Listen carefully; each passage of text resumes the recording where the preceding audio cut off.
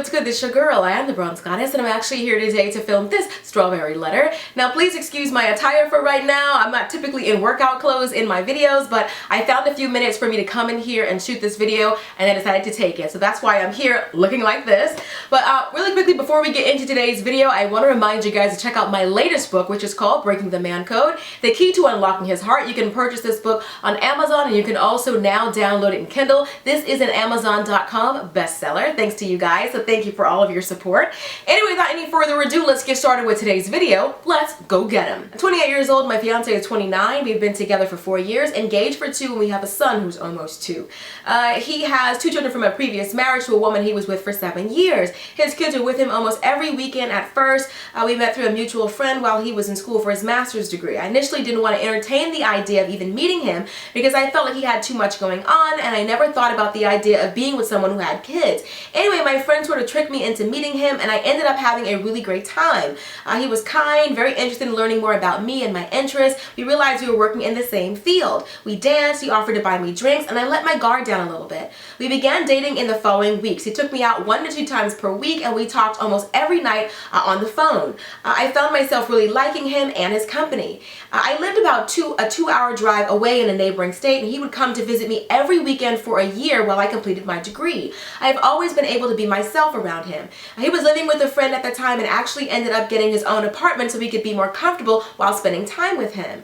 The issue is, in our initial conversation, he told me that he had his associate's degree but planned on working towards his bachelor's. Months later, after inquiring about whether or not he'd be enrolling in courses, I found out that he didn't actually have his associate's degree that he claimed that he had. He had a few classes to go before actually earning it, but it had been several years since he had been enrolled. The lie really frustrated me, and I expressed that to him, but he concluded it was because he really wanted to impress me. On another occasion, his card got declined when he went to pay for our movie date, so I ended up paying for it. I also made a point of going on vacation every year since before I met him. We planned one together, and he ended up telling me he couldn't afford it on the day before we were scheduled to book it. I have not been on a real vacation since meeting him. So there were definitely signs that things weren't perfect, but unfortunately, I believe I only realized the seriousness of these signs after having our first child. Fast forward to a little over a year, I earned my degree and I got a new job in my field. He eventually asked for my hand in marriage at a party that he threw with all of his family and friends present, and of course I said yes. I found out I was pregnant just before the engagement, FYI. The proposal was planned before we knew. At this point, he was also back in school finishing up his courses. His car ended up breaking down, so from the time I was 7 months pregnant, I began dropping him off and picking him up from school because he couldn't afford to fix his car, and I felt it was really important for him to earn his degree. I want to emphasize that I was doing all this after full days of work, and I had to wait around for him for about 45 minutes, waiting for him to get out of class with me being pregnant and everything. So being very pregnant and very uncomfortable for hours. After all of my effort, he passed all his classes except for one failure because he failed to turn in an assignment. I was furious because each time I had asked how things were going, he would tell me that they were fine. Since finishing school, I had purchased 2 homes. Good for you. Anyway, he has lived with me for a little over 2 years and pays exactly half of all the regular bills, no more each month. He is in the same job that he's been in since we met. He's been working there a total of 9 years. He cooks for the family, spends lots of time with our son, takes him out to outings, goes to the park, the library, and my son adores him. However, I have to remind him to cut the grass. If something is wrong or broken in our home, he completely ignores it unless I say something about it. Clearly, I'll have to summarize it from here because she wrote a small book here. But she goes on to say that he never did finish his degree, he has 0 money in savings, and he can't actually get a car because the entire time that he had his car, he never paid taxes on it, so he's unable to register it. So the writer is extremely frustrated with feeling like nothing about the way that he initially presented himself is who he actually is, and she doesn't know what she should do.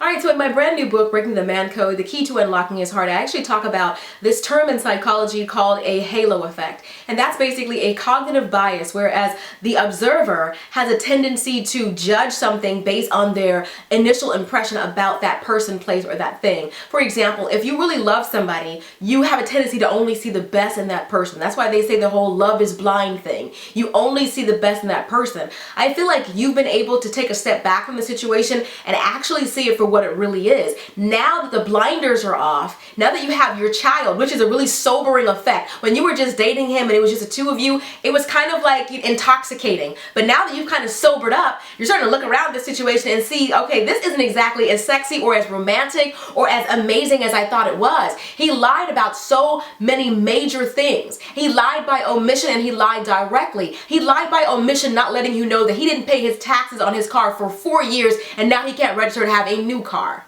So now you have to inconvenience yourself. That's after the fact. He lied about not having his bachelor's degree. Like, I feel like with somebody like this, somebody who has no problem lying or lying by omission, they're really hard to trust. And if there is no trust in any relationship, then nothing can grow from it. Anything that you feed grows. Anything that you starve dies. And trust is something that you have to feed in order for it to grow. So my whole thing about this particular situation is, I feel like if you do go on with marrying him, you're going to also have to mother him. The reason why he didn't pass his class, because you were already taking him back and forth like a parent drops a kid off to school. You're already making sure he does his homework like a parent does a child.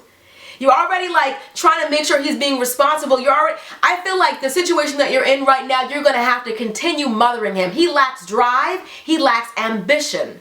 And I feel like you have to decide for yourself, are those qualities that you cannot live without?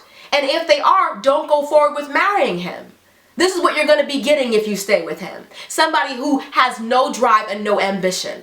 Now, you also said that he is an amazing father and that your son adores him and that he takes good care of your son. You have to decide what's the trade-off here. Nobody is going to be perfect, and that's not what we're asking here. But what we're asking is, are those deal breakers for you? Are they your non-negotiables? Because if they are, don't continue to pursue this relationship. I personally don't trust him, because everything that you found out are things that you found out. It's not like he eventually told you the truth. He allows things to happen. He keeps them from you until you have to find them out on your own. And I couldn't trust situations like that. What if something was even bigger going on that he refuses to let me know about? You're going to have to mother him. The best motivation is self-motivation, and he's not motivating himself. Nothing you can do, nothing you can say is going to make him want it. You can't want it for someone. I heard this quote once that said, no one else can do your push-ups for you. If you want washboard abs, you're going to have to do some crunches. You're going to have to do some planks or some flutter kicks or whatever it is. You're going to have to do those things. You can't want it for him. Now that you realize that he doesn't have that instinct that you have to decide what you want. Is it more important to you that he's a great father and that he's a great companion for you, or that you have someone who wants the same things out of life as you do? You said at your young age you already bought 2 homes, you've already completed your master's degree. Do you want someone who has the same level of education, the same earning potential as you do, or do you want somebody who has those types of things? And can you find a balance in that with someone else? You're not stuck with him. You haven't married him. You still have an opportunity to cut your losses here. If he's a great father, he'll be that whether he's in the home with your child or not. But you don't have to compound a situation by staying with someone knowing from the beginning that it's not what you want. You'd be going into the situation with your eyes wide open, knowing exactly what you'd be getting. So don't act surprised, and don't you dare write me a strawberry letter after you marry him and nothing changes. I'm telling you now, unless you can deal with things as they actually are right now, you should cut your losses. Because there is no catalyst to change, especially if you marry him the way that he is. It's basically accepting it.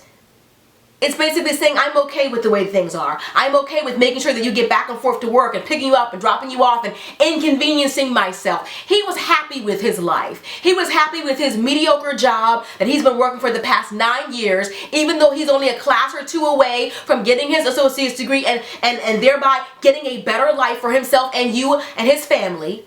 He's okay with mediocrity.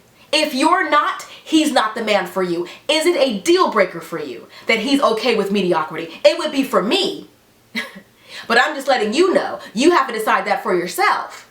Because you may say, you know what, it means more to me that he's a great father and that we get along amazingly and that we're happy at home. That means more to me than him making more money than I do. That he can keep this job. But you can say, you know what, I think I can find somebody who can balance both of them better. Or I think that I would want somebody who can provide for me for a change. You have to decide what you want. I cannot say, I do so many of these letters and it's always about wanting the man to do something different, as if you have no power, as if you don't have any right to how your life turns out. You have all the power. You always have. I think it's like is it the Wizard of Oz where the witch was like, the power was always within you? But it's so true. We're so eager to want to give our power away, especially to men.